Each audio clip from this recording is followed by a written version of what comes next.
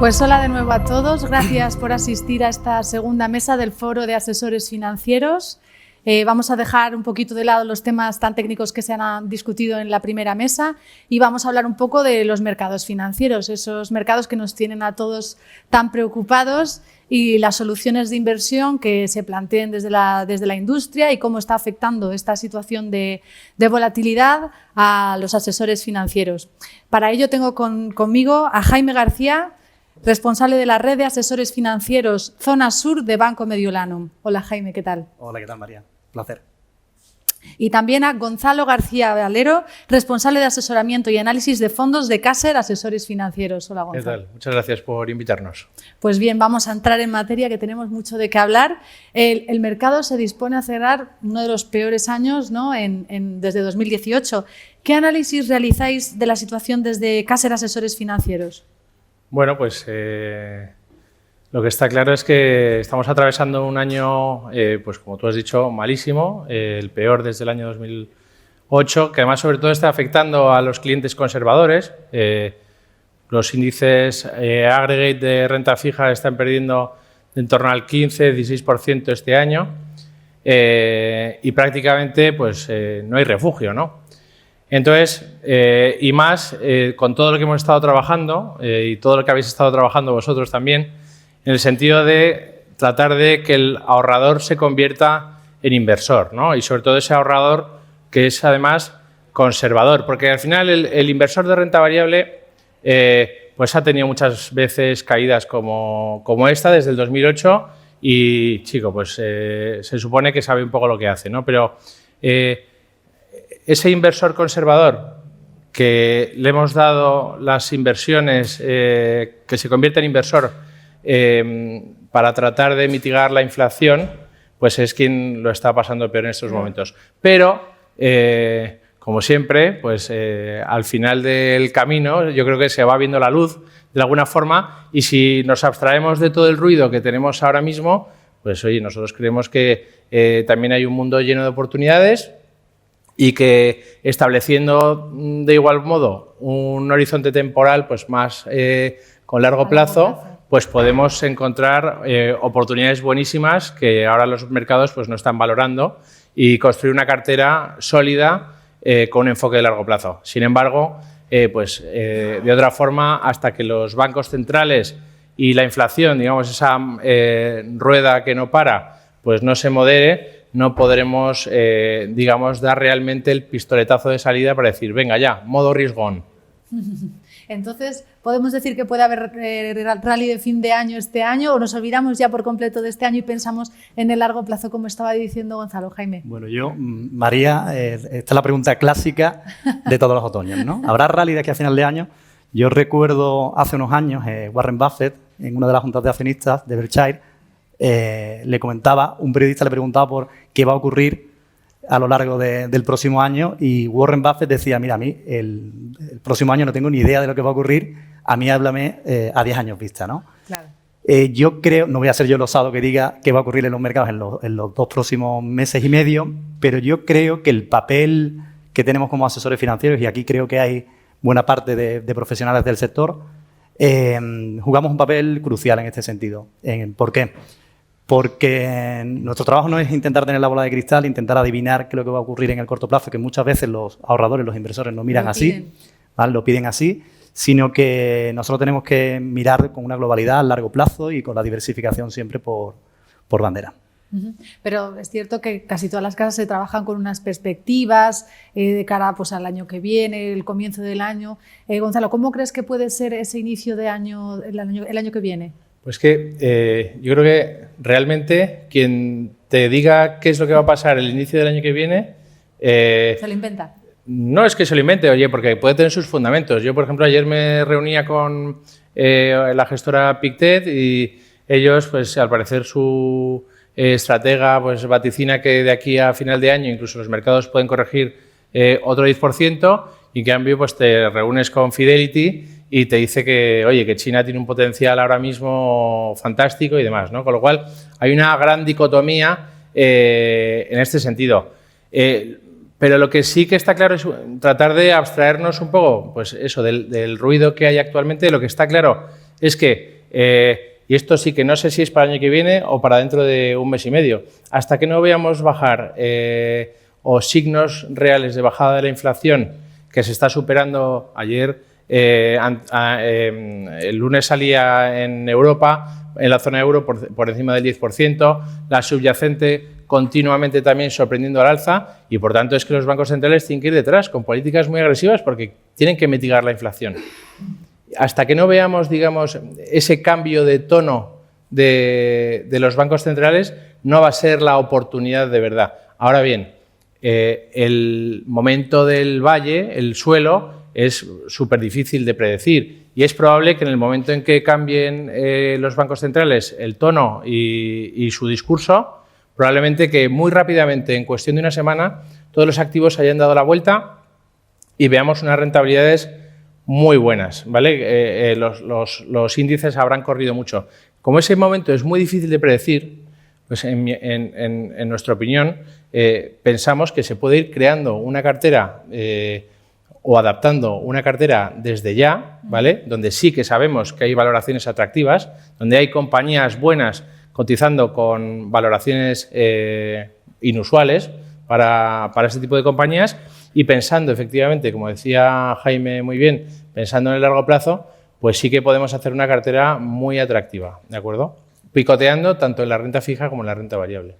Jaime, ¿estás de acuerdo que la inflación es ese factor que puede hacer que la situación se dé un poco la vuelta? Quizá también la guerra de Ucrania, no lo sé. Efectivamente, yo creo que hay dos tipos de factores. Uno, como decía Gonzalo, la espiral inflacionaria, estamos hablando de inflaciones en torno al 10% que estamos viviendo, no son habituales, no las recordamos desde los 80. Obviamente todo lo que tenga que ver con cuestiones macro que afecten a la disminución de la inflación ayudará obviamente a los mercados el año que viene. Pero también hay una cuestión geopolítica que no se nos puede olvidar, claro, que es un drama, lo que también se está viviendo allí, que muchas veces lo vemos de lejos y nos cuesta, pero tiene que ver, como te digo, no solamente una cuestión de inflación, sino también la situación en mente que tienen los inversores con la crisis que tenemos allí dentro de Europa, ¿no? Que no es que esté precisamente lejos. Pero efectivamente, y un poco cogiendo información que acabas de decir hace un momento, Gonzalo, no es que sea difícil de predecir qué va a ocurrir en los mercados, que es imposible. Yo llevo 20 años dedicándome a gestionar clientes, a gestionar patrimonio, y es uno de los errores en los que solemos caer los asesores financieros, ¿no? Cuando el cliente nos pregunta, como te decía al principio, oye, ¿qué va a ocurrir? Efectivamente, puede haber diferentes escenarios, ¿no? Y podemos analizar, pero a posteriori todo se ve muy fácil, a priori es complicado, ¿no? Entonces lo que tenemos que hacer es diversificar y basarnos en los objetivos vitales de nuestros clientes. Y por tipo de activos, Gonzalo, entonces, ¿qué es lo que se plantearía de cara al ejercicio que viene? Pensando, por ejemplo, en la renta variable. Has comentado que hay oportunidades. Sí, la renta variable, como decía, en el muy corto plazo, creo que, o sea, el que te diga que va a haber rally navideño o que no, lo que sea, pues no es que se lo esté inventando, pero que puede tener sus fundamentos, pero es que puede haber otros totalmente válidos que lo rebatan, ¿de acuerdo? Lo que sí que está claro es que, pues como decía antes, hay compañías, nosotros canalizamos todo a través de fondos, ¿vale? Pero si tú ves las compañías que tienen esos fondos, que nosotros también, lógicamente, tenemos que ver, ¿vale? Hay muchísimas compañías con un sesgo de calidad que están cotizando con PERes o a valoraciones de casi empresa value. Y esto, en nuestra opinión, constituye una oportunidad cuasi histórica si tenemos un horizonte temporal adaptado a ello, ¿vale? Es decir, un poco más largo. Un ejemplo de compañía de este tipo, y no es para nada una recomendación en absoluto, pero Microsoft, ¿no? Que es una compañía que tenemos todos en la cabeza. Todos los que estamos aquí trabajamos en nuestras empresas, tenemos contratada a Microsoft porque tenemos el paquete de Office, ¿no? Excel, Word y demás. No hay alternativa en el mercado, ¿vale? O sea, aunque nos quisiéramos cambiar a otra, no sé, X, no habría posibilidad porque es que prácticamente no existe y además no está aceptada por el mercado. Es una compañía sólida de balance, innovadora, que puede transmitir, por eso de que nos tiene a todos un poco pillados, ¿no? Puede transmitir a sus clientes un incremento de los precios y nosotros, pues sin parpadear, ponemos el dinero, ¿vale? ¿Por qué? Porque no hay alternativa, ¿de acuerdo? Entonces, ese tipo de compañías que ahora, que ganan mucho dinero y que además cada vez ganan más dinero, ese tipo de compañías que consideramos que son de mucha calidad, porque además no tienen prácticamente deuda, son en las que nos tenemos que centrar y son esas compañías diferenciadoras que lo harán bien en largo plazo. Y ahora, si están cotizando a unas valoraciones atractivas, pues tenemos que tratar de hacer de que los árboles no nos dejan ver el final del bosque. Y entonces, pero ahí, desde luego que después del bosque hay un claro, ¿de acuerdo? O sea, que vosotros creéis que de largo plazo sí que puede haber valor en las compañías de crecimiento, ¿no? Entiendo por que supuesto, por supuesto. O sea, son el futuro. La tecnología es el futuro. Yo sé que muchas veces pues, hay miedo a adaptar nuevas tecnologías. Cuando en Reino Unido, en Inglaterra, se iban a poner el tren, pues la gente decía que las vacas se iban a quedar sin leche. O sea, digamos que la tecnología y el mundo se mueve simplemente por la tecnología, ¿de acuerdo? Y esas son las compañías. Ahora bien, tienen que ser compañías, o para nosotros confiar en ellas, compañías establecidas, compañías que ganen dinero, con balances sólidos, y eso ahí es donde nos queremos centrar y donde vemos las oportunidades. Calidad y crecimiento. Y Jaime, vosotros, ¿qué pasa con la renta fija? Hemos hablado un poquito, alguna idea dentro de la renta variable. ¿Cómo veis la renta fija, ¿no? ¿Qué tan mal comportamiento ha tenido este año debido a las subidas de los bancos centrales, etcétera? ¿Qué creéis? ¿Qué posicionamiento se puede hacer en este segmento? Pensando un poco en el año que viene, ¿no? Sí. Bueno, yo creo que no es solamente una cuestión del año que viene. Yo creo que las valoraciones que tenemos ahora mismo en renta fija no las hemos vivido en los últimos 15 años. Hay bonos, los descuentos en bonos están en más del 10% en Estados Unidos, en Europa. Los drawdown en fondos de inversión de renta fija llegan al 12-15%. El momento que estamos viendo en renta fija empieza a ser un momento de posicionarse completamente para crear una cartera siempre y cuando vaya con el objetivo del cliente, claro, que es el del ahorrador o del inversor, ¿no?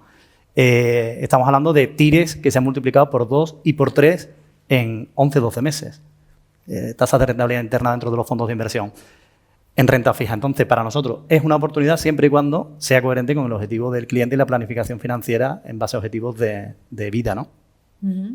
Y no querría terminar este bloque de esta mesa sin hablar de los mercados emergentes, ¿no? Que siempre se olvidan las carteras de versionarlos. Parece que la situación en China, ¿no? Después del último encuentro del Partido Comunista Chino, es más complicada de lo que parecía. Gonzalo, ¿hay que tener algo de emergentes o de momento mejor permanecer fuera? A ver, yo creo que los emergentes tienen dos características que les hacen fantásticos en el largo plazo. Uno es el crecimiento de la clase media y por otra parte, en su mayoría, hay algunas excepciones, pero tienen una demografía mucho más saneada que la que tenemos nosotros en Occidente. Entonces, de ahí, ya solo por esas dos características hay que comprar la película totalmente, ¿vale? Las clases medias, pues todos sabemos aquí, ¿no? Lo que necesita. Pues empezamos a comprar zapatillas de deporte de marca, pues en sitios donde no usan pasta de dientes, pues digamos que van a empezar o empiezan en masa a utilizar ese tipo de bienes de lujo, ¿de acuerdo? Entonces, por esa parte, la historia de los emergentes nos la tenemos que creer totalmente. Problema, geopolítica.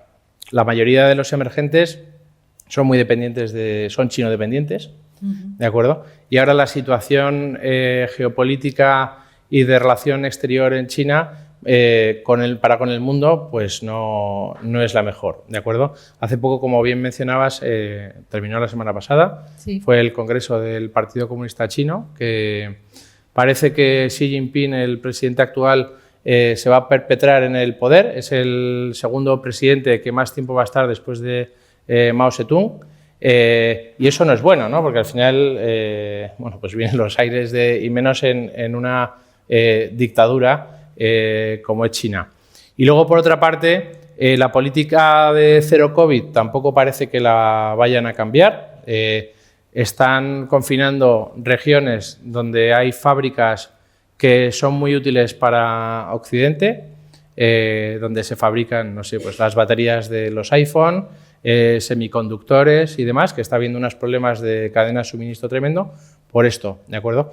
Y luego, por último, pues también la posición que tienen geopolítica con Taiwán, que no han descartado al inicio del Congreso, dijo claramente, se le preguntó si descartaría totalmente la fuerza para hacerse con Taiwán y dijo que no, que desde luego que intentarían una solución pacífica, pero que no descartaban el uso de la fuerza en ningún momento. Por lo tanto, creemos que con las valoraciones que hay ahora mismo en los países desarrollados y junto con que también en los países emergentes hay muy buenas valoraciones, ¿de acuerdo? Pero con las valoraciones que hay en los países desarrollados no creemos que merezca la pena, desde el punto de vista binomio rentabilidad-riesgo, meterse en el viaje a los emergentes ahora mismo, ¿de acuerdo? El que los tenga, pues yo creo que como una posición a largo plazo hay que tenerlos sí o sí, porque son el motor el 80% del crecimiento del mundo viene por parte de los emergentes y es por ahí por donde van a crecer las empresas, ¿de acuerdo? Pero ahora mismo no pensamos que merezca la pena el viaje. Ok, pues Jaime, Gonzalo ya lo ha mencionado un poco, que opinaba que sí que era posible ir construyendo pequeñas posiciones de riesgo en el entorno actual, pero ¿cómo lo veis vosotros en esta situación, ¿no?, de guerra, de incertidumbre, de inflación? ¿Qué se le puede decir al inversor en cuanto a su cartera de cara al año que viene? Yo creo, María, que tenemos un papel, como decía al principio, fundamental como asesores, ¿no?, en general. ¿Por qué? Porque yo no creo que tenga que ver tanto con la preparación de la cartera en sí.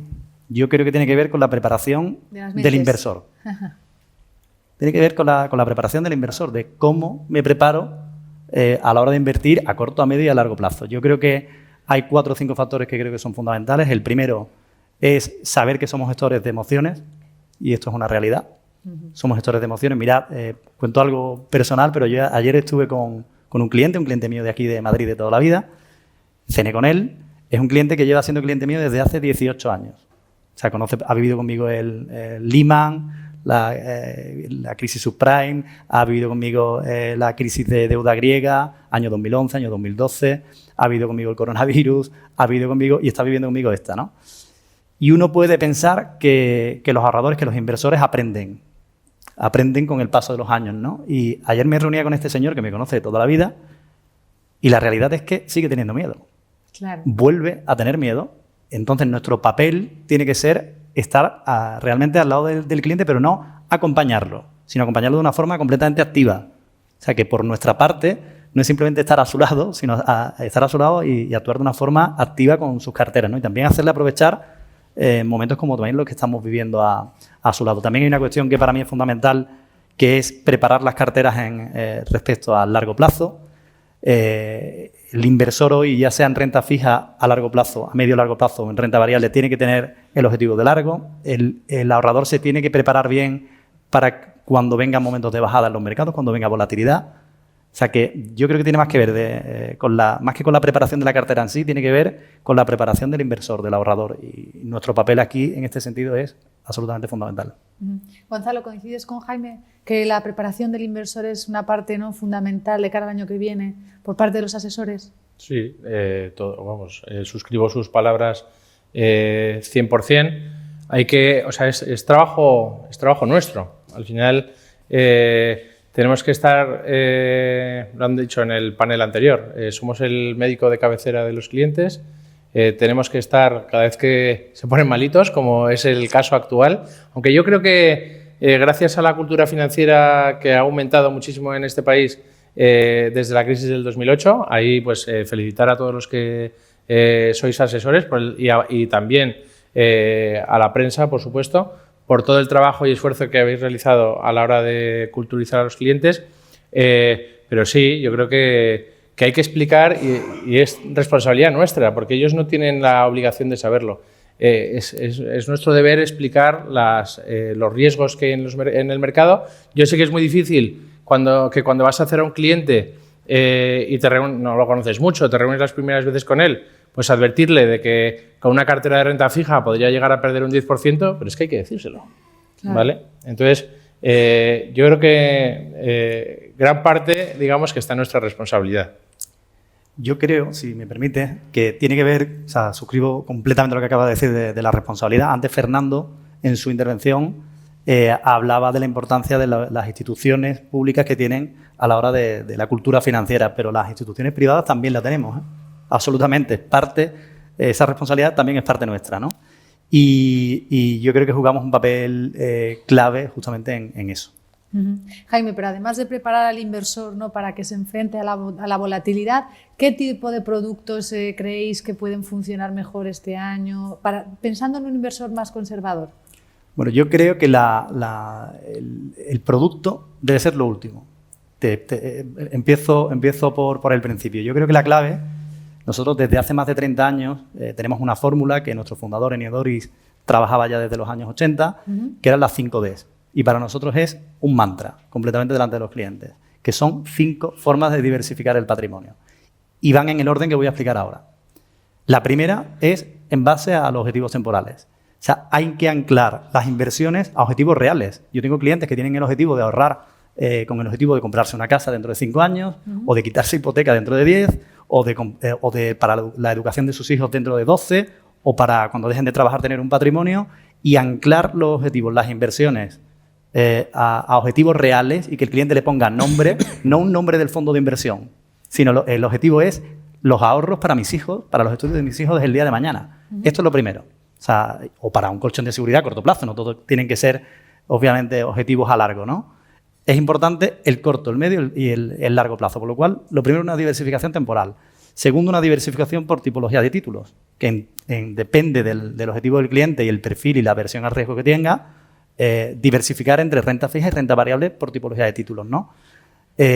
Una fórmula de diversificación que la estamos tratando aquí es la geográfica, pero no solamente la geográfica, también sectorialmente y también por divisas, que sería la tercera D. Hay una cuarta D, que la trataba Gonzalo hace un momento, que es por potencialidad de crecimiento. O sea, no es lo mismo empresas value que growth. O sea, tenemos que tener en cuenta que en base al perfil tenemos que construir una cartera diversificada también por tipología de crecimiento y por países, ¿no? Y por último, llega tu pregunta, por tipología de producto. O sea, debe ser lo último en nuestro asesoramiento, debe ser el producto final. Si decidir más growth, value o blend, que se ha puesto también muy de moda en los últimos años, ¿no? Yo no creo que sea un café para todos, sino que depende absolutamente del perfil de la persona con la que nos sentamos y el objetivo que hay detrás. ¿Estás de acuerdo, Gonzalo? Sí, sí, totalmente. Hay que planificar desde el principio y lo último, pues, definir el producto. Ahora bien, para el inversor final, en nuestra opinión, los fondos constituyen ser el mejor vehículo para canalizar las inversiones a largo plazo. Porque nos dan gran parte de las cosas que ha dicho Jaime, ¿no?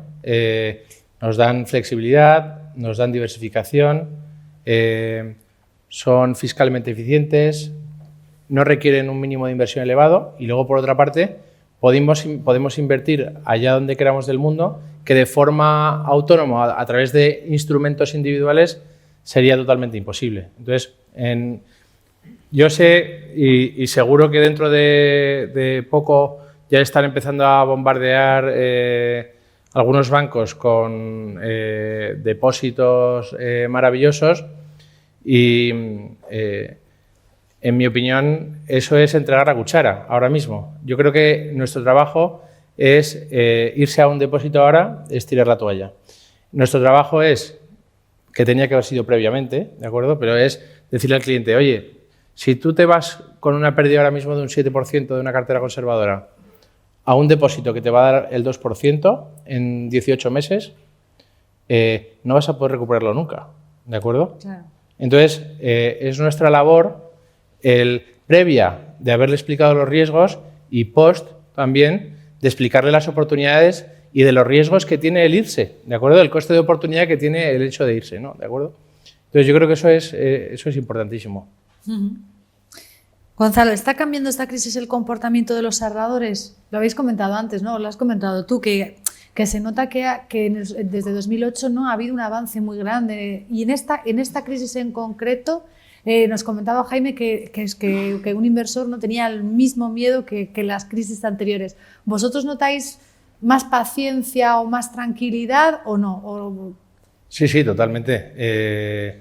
Yo, como he dicho antes, desde el 2008, todos vosotros, los que estáis aquí, habéis estado haciendo un trabajo excepcional desde el punto de vista de educación y cultura financiera a los clientes.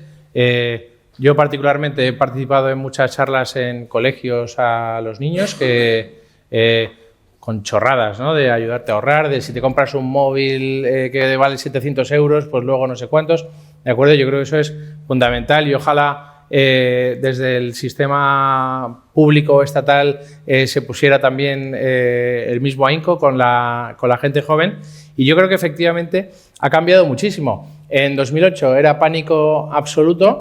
Total. En 2012, ruptura del euro, ya ni hablamos. La gente intentando abrirse cuentas en Luxemburgo, fuera, bueno, una cosa, un desparrame total. Y poco a poco, con los años, hemos tenido el Brexit, hemos tenido Trump, la guerra comercial, donde ha habido caídas de mercado muy abultadas y hemos tenido, por supuesto, el COVID, que ha sido tremendo, que es que ya ahí además es que no sabíamos si nos moríamos. O sea, era nuestra principal preocupación, más allá que el dinero. Y a esta pues hemos llegado, digamos, ya un poco más curados de espanto. Y es verdad que en los telediarios pues están todo el tiempo hablando de la que va a caer, pero nosotros a los clientes pues no les vemos tan nerviosos. Yo creo que por ese ejercicio previo que se ha hecho de educar y luego también de explicar todos los riesgos y oportunidades. Ahora, seguro que malas decisiones se tomarán. El otro día veía una historia de un gestor americano, no me acuerdo quién era, que trabajaba para Fidelity de toda la vida, 40 años de track record impresionante, un compounder de estos tremendos, y se había analizado a los clientes de su fondo y con una rentabilidad de, no sé, del 4.000%, la mayoría de los clientes que habían estado en su fondo habían perdido dinero. ¿Vale? Porque entraban y salían. Y eso es una falta de planificación y de tener a un asesor detrás que le mime, que le ayude y que sea capaz de tomar con él las decisiones más racionales, que muchas veces pues, somos un poco irracionales con las cosas que no conocemos o que escapan de nuestro control, pues ahí es donde tiene que estar el asesor. Jaime, ¿y un asesor qué le tiene que decir a un cliente que llega? Está la bolsa americana cayendo un 20%, quiero sacar todo mi dinero de... ¿Qué es lo que hay que decirle? Primero, como decía al principio y a lo largo de la intervención, lo primero es basarse en el objetivo, en el para qué, en el por qué lo hiciste. Porque yo creo que ese es el key de la cuestión, como decía al principio. Yo creo que el mayor favor, el mayor regalo que le podemos hacer a los inversores hoy es estar a su lado recordando el por qué invirtió y con qué objetivo. Y digo el mayor regalo porque Daniel Kahneman, que le dieron el Premio Nobel de Economía ya por el 2002, hablaba justamente de cómo el ser humano, le dieron el Premio Nobel a un psicólogo además, que no era economista, sí. ¿Vale? Y se lo dieron por hablar de la dificultad que tiene el inversor para tomar decisiones de inversión en entornos de incertidumbre, que se deja llevar por emociones, no por racionalidad.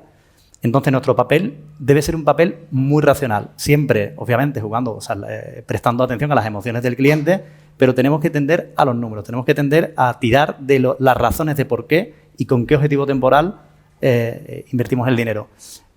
Has hecho un comentario, ¿vale? Del fondo del que hablabas, es el Fondo Magallanes, ¿no? El famoso fondo de Peter Lynch. No me acuerdo. Era de un gestor de Fidelity, pero no me acuerdo exactamente. Yo recuerdo Peter Lynch, estamos hablando de un fondo, para que veamos que no tiene muchas veces que ver con el producto en sí, ¿vale? El de Fidelity creo que también es uno muy, muy conocido, pero para mí un poco el caso más evidente fue el Fondo Magallanes, que lo conoceréis seguramente todos los que llevéis tiempos en el sector, gestionado por Peter Lynch, que fue el gestor por excelencia en los años 80, al finales de los 70, 80, el fondo en cuestión dio una rentabilidad del 29% al año en 13 años. 29% de rentabilidad al año en 13 años. Este señor gestionó el fondo prácticamente 12, 13 años, ¿no? Y en la salida suya como gestor salieron unos números a conocimiento público que era que la mitad de los inversores habían perdido dinero. ¿Dónde está el quid de la cuestión? Primero, las emociones, como nos hablaba Daniel Kahneman hace ya más de 15 años, y después en tener una persona a tu lado que te lo recuerde, ¿no? Y ese yo creo que es el quid de la cuestión cuando hoy por hoy nos reunimos con clientes para analizar qué está ocurriendo, que obviamente lo están sufriendo y son sus ahorros y tenemos que tener la responsabilidad de estar a su lado. Siempre se dice, ¿no?, cuando se invierte, que hay que tener como objetivo batir a la inflación, pero con una inflación en las tasas actuales, Gonzalo, ¿es posible batir a la inflación? ¿Qué medidas se pueden tomar para intentar batir a esa inflación sin incurrir en un riesgo súper excesivo? O incluso aunque nos llenemos de riesgo la cartera, ¿es posible batirla? A ver, es perfectamente posible batirla, pero yo creo que hay una idea equívoca que yo no sé si se le ha planteado al inversor o que tiene la comunidad inversora. Es prácticamente imposible batir a la inflación en un año en el que la inflación sube y los bancos centrales tienen que hacer políticas restrictivas que afectan de manera directa a los activos. Este año solo hubiéramos podido salvar la inflación invirtiendo en materias primas, en petróleo o teniendo todo en dólares. ¿Alguien en su sano juicio le habría hecho una cartera con el 100% de eso a sus clientes? Yo creo que no. Entonces, yo creo que hay que intentar batir la inflación, pero en un plazo determinado de tiempo, ¿vale? El hecho de, no es que este año no has batido la inflación, ya chico, pero esto es una cuestión de, en un año en que sube la inflación es imposible batirla, ¿de acuerdo? Entonces, en un plazo determinado de tiempo, seguramente, si nos cogemos, si dentro de 2 años, me lo invento, el mercado ha subido un 30% con respecto a donde está ahora, pues entonces sí que la habríamos batido. Desde luego que yéndonos con una pérdida del 7 a un depósito que nos va a pagar el 2, es imposible que la batamos, ¿de acuerdo? Entonces, inflación sí se puede batir, pero en un plazo determinado de tiempo, no en el año en el que sube la inflación, porque es matemáticamente imposible. O sea que los inversores tienen que acostumbrarse a que es trabajo nuestro de informarles, oye, tenemos que batir la inflación, pero en un periodo determinado de tiempo, no en el año en el que sube la inflación, porque eso ya te digo que es materialmente imposible. Jaime, la misma pregunta, ¿cómo lo veis vosotros? Pues coincido completamente con Gonzalo, ¿no? Tenemos que tener en cuenta tirar de qué objetivos son los que tiene el cliente y por qué hizo la inversión. No podemos dar duros a pesetas, eso sería de mal asesor. No podemos intentar adivinar el mercado, adivinar qué va a ocurrir ante situaciones con inflación como la que estamos hablando. Lo importante primero es que, por encima de todo, el cliente, el ahorrador, el inversor, tenga primero cubierto su colchón de seguridad a corto plazo. Que esto parece algo muy, muy evidente y que se deja muchas veces como asesoramiento para el último punto y para mí es el primero. Primero, ¿cuál es tu necesidad de colchón de seguridad en base a tu situación laboral, profesional, tuya, de tu pareja si la tienes, en función, o si tienes necesidad de liquidez para imprevistos, que había que estimarla. A partir de ahí, podemos empezar a hablar de objetivos a medio y largo plazo y hablar de rentabilidades a largo plazo. Pero vaticinar qué va a ocurrir y cómo batir la inflación a cortísimo plazo, yo creo que con los objetivos vitales, que todos los tenemos, sobre todo los que estamos aquí, que tenemos más objetivos, de aquí a 1 año, de aquí a 2 años o de aquí a 30. Posiblemente en los próximos 30 años haremos muchísimas más cuestiones con nuestra familia, con nuestro dinero, por lo cual es importante que nos centremos donde realmente podemos aportar valor como asesores financieros, que no es en el cortísimo plazo con la bola de cristal. Antes has comentado, ¿no?, que en cada inversor, ¿no?, tenemos que plantearnos las diferentes Ds, etcétera, pero intentando, ya sé que me vas a decir que primero las Ds, primero tal, pero intenta concretar un poquito más. Sí. Por tipo de activo, por zona geográfica, ¿tenéis algún tipo de preferencias ahora mismo? No tenemos nuestra preferencia es el cliente.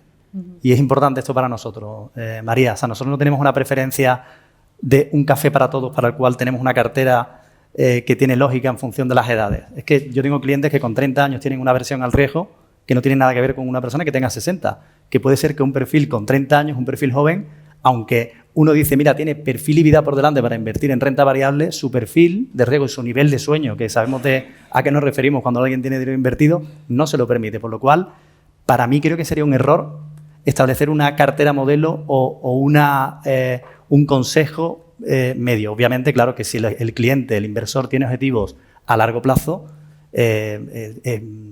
tenemos nuestras propias ideas, obviamente, de cómo invertir geográficamente, teniendo en cuenta siempre Estados Unidos, teniendo en cuenta Europa, teniendo en cuenta también países emergentes, un porcentaje, teniendo en cuenta materias primas, claro, obviamente, pero personalizando. Y aquí el kit de la cuestión para mí está en el tiempo que le dedicamos al cliente en obtener información para dar una respuesta realmente elaborada. Gonzalo, ¿y la inversión socialmente responsable cómo encaja en todo esto? Hay que también ver a cada... Bueno, por ley estás obligado, ¿no?, a preguntar las preferencias de sostenibilidad, pero ¿cómo lo veis vosotros? Pues nosotros lo vemos una oportunidad totalmente. Ya no solo a nivel técnico, sino es darle al inversor o al ahorrador la oportunidad de conseguir sus objetivos y conseguir también y tener el objetivo también de vivir en un mundo pues más sostenible, socialmente mejor y también con unas mejores políticas a nivel de gobernanza y demás de las empresas. O sea, yo creo que ahí tenemos desde la comunidad inversora ahora mismo la sartén por el mango. Y nosotros, por ejemplo, ya es una suerte. Yo creo que toda la industria está 100% implicada.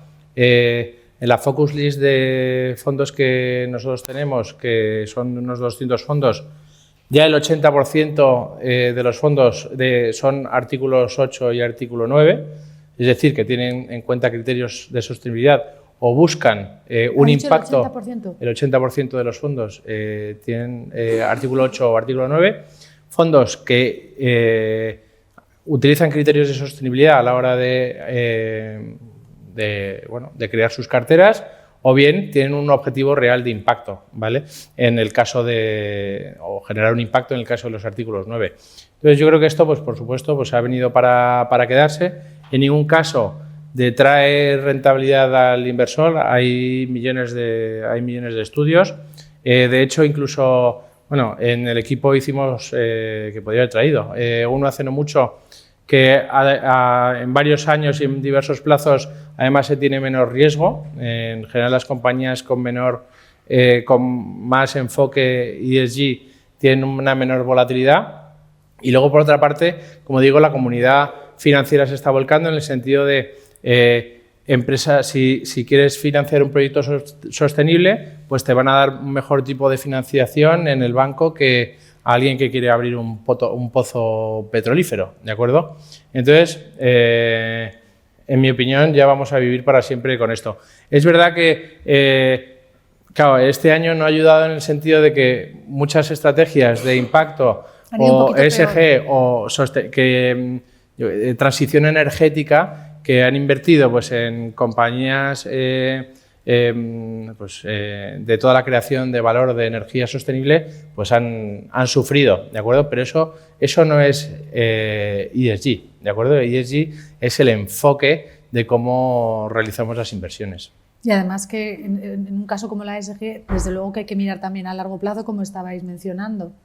Totalmente. ¿Y vosotros veis interés por parte de los clientes en las inversiones responsables? Sí, es algo que en los últimos años, María, en los últimos meses y en los últimos años ha evolucionado muchísimo. O sea, que el ahorrador le inquieta de una forma diferente esto. Es importante también, nosotros como asesores, cómo formulamos las preguntas, ¿eh? Porque podemos pasar muy por encima simplemente para ver si puede contratar algo o no, y creo que es un error.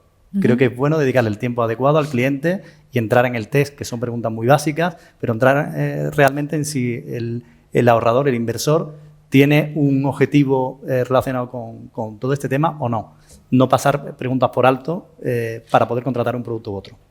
Me ha llamado la atención que en la anterior mesa comentaban que el 60%, o no sé si eran 50 o 60% de los clientes no tenían... El 50% ha comentado, creo recordar. A mí me ha parecido una cifra muy alta porque sí. Me da la sensación de que si no te lo preguntan, pues dices, pues se te puede pasar, pero una vez que te preguntan, ¿prefieres que sea responsable o no? Pues ¿quién va a decir? Yo, que no sea responsable. Yo creo que es un proceso también para nosotros nuevo, es una novedad, que no nos planteamos esto desde el 1 de agosto. Alguien si quería hacer un movimiento en sus inversiones, en sus fondos, etcétera, tenía que responder este test. Entonces, para nosotros nos ha cogido, estamos yo creo que en plena preparación de esto. Yo creo que nos falta en general dedicación de tiempo, pararnos bien con el cliente, que el cliente entienda la importancia que tiene y que el cliente obviamente decida, soberano, son sus ahorros, claro. Y no lo tenemos que decidir nosotros por ellos, sino ellos con su patrimonio.